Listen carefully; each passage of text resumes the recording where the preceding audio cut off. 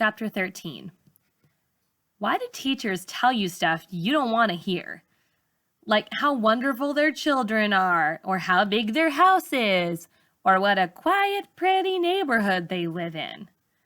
It's Miss Saunders' turn, I guess.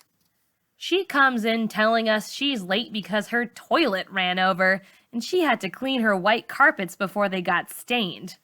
Like we really care. She presses her hands against her gray pinstripe pantsuit, then pulls the jacket sleeves down. No gold bracelet today, just a watch on one arm and a thin gold necklace around her neck. Miss Saunders is a motion machine this morning. She sets down her briefcase, throws her backpack into the closet up front, and slaps her hands together like giant paddles, and tells everybody to get quiet. Then she fans herself with her hand. My landlord had to come over. She's opening and closing drawers, looking for who knows what.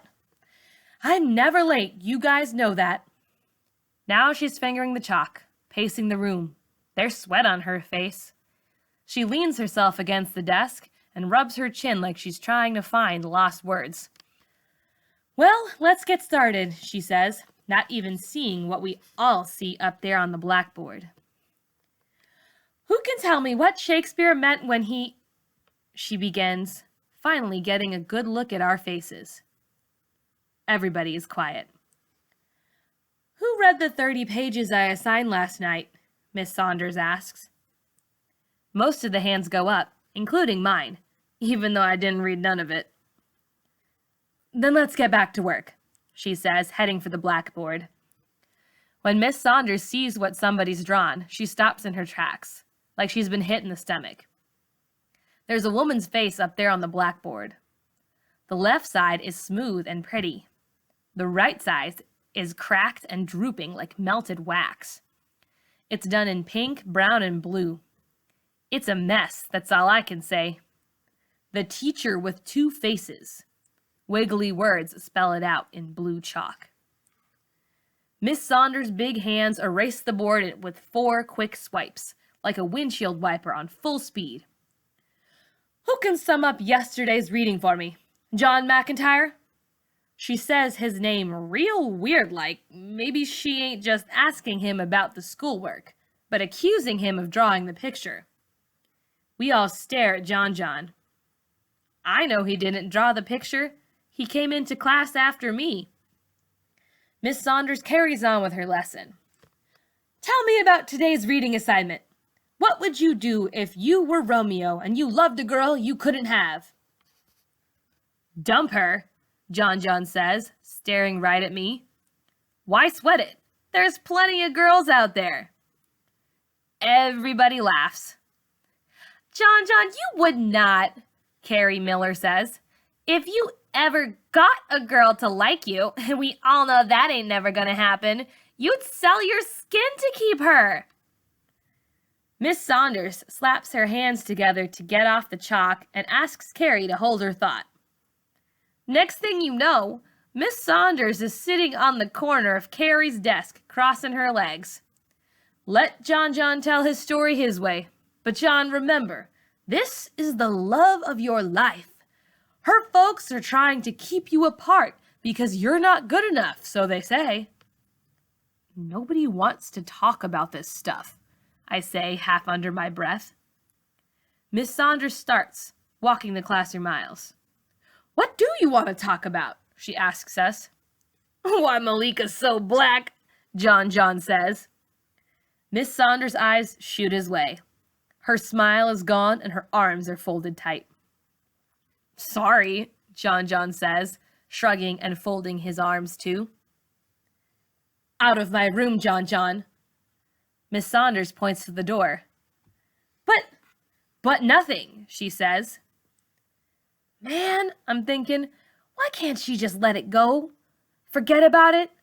Don't you see dragging it out only makes it worse? Next thing I know, John's faking an apology to me, mumbling that he's sorry. Okay, everybody, let's get this thing back on track, Miss Saunders says. Romeo and Juliet.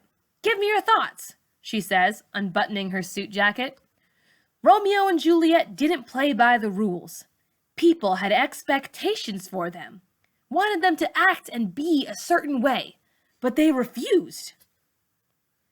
Yeah, and they died anyhow, Worm shouts from the back. So what's your point? You tell me. Anybody here believe strongly enough to die for something or someone? My homies, Eric yells. I'd give up blood for one of my boys. My mama, shouts Desda. Nobody, says Jeremy. Ain't doing no dying for nobody but me. It's cold but true. Don't love nobody as much as my own fine black self, he says, kissing his arm from shoulder to fingertip. Now everybody's cracking up, including Miss Saunders. Yeah, Jeremy loves himself some Jeremy, Raina says. Jeremy starts rubbing his cheeks. You gotta love yourself, baby. If you don't, who will? Romeo loved Juliet. My father loves my mother. People love other people, Desda says. But when they're gone, who's gonna love you? When Romeo died, Juliet killed her stupid self. She loved him more than her own self. Now, did that make sense? Jeremy says. Miss Saunders is on the other side of the room now. She's standing right next to Jeremy. You're saying we shouldn't love people so much? No, I'm saying if you love yourself more than you love me, you will take good care of you. And you won't try to do me in, because that's going to cause problems for you. People who love who they are ain't going to make unnecessary trouble for themselves. Get it? Go ahead, Mr. Philosopher, preach, John says, slapping him 5. Can we get back to Romeo and Juliet? I say, just to shut him up. But John interrupts again. You probably didn't even read the book. Why are you always on Malika's case, John? Jeremy asks. Shut up, John says. Make me, Jeremy says, getting out of his seat. I'm smiling big time. John is getting a taste of some of his own stuff. I like that. The period is almost over and you two ding-dongs are wasting time, Worm says. Everybody looks at Worm like he's crazy. Since when did he care about stuff like Romeo and Juliet? Be quiet and let somebody else talk, Carrie says. I wish somebody would kill themselves over me, Desda says. I'd kill myself if I had to kiss those crusty lips, John butts in. I mean, ain't that the most romantic thing in the world? Somebody who can't live without you? Desda goes on, ignoring John. No, I say before I can think about it. It ain't. I start chewing on my lip, trying to figure my way out of this, but everyone's looking. I keep talking. When my daddy died 3 years ago, Mama fell apart. She couldn't eat, she couldn't sleep.